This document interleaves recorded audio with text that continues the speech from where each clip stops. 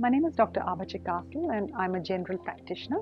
I've been in general practice since 2011 and I've worked through country Victoria where I trained, and then I've moved to Brisbane and I've worked at various locations, ending up in metropolitan Brisbane now. Uh, I just wanted to treat people. I think I just had this thing in me where I just wanted to pursue medicine, and on and my family also wanted me to pursue medicine. So that all aligned together, and hence I'm a doctor. So I've completed the certificate course in dermoscopy through HealthCert, and I've also done a course in minor office procedures through HealthCert that has given me the capability to do skin checks and just to feel confident in doing skin checks and understanding that actually this is a domain every GP should enter, and every GP should have that skill to do basic skin checks. So I get this sense of empowerment on something which is very basic, a very basic part of examination, particularly in the Australian medical system because of the highest rates of skin cancers in Australia and the world. So that's how the certificate course in dermoscopy has helped me. The other course in office procedure has given me the next step to work after I've diagnosed a skin lesion to manage it in a primary care setup instead of sending the patient to a specialist.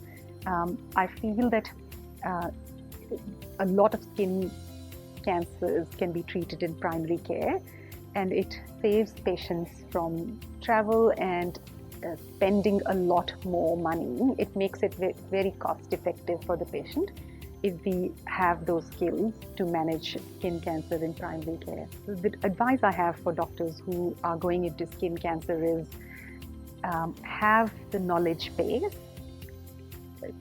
just enroll themselves in the right course they're interested in.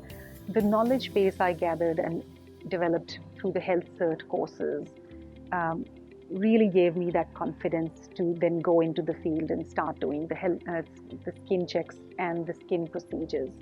So the advice I have is to have the knowledge base so that you can do things accurately and with confidence. I think one of the difficulties in my job, particularly in management of skin cancer, is patient follow-up.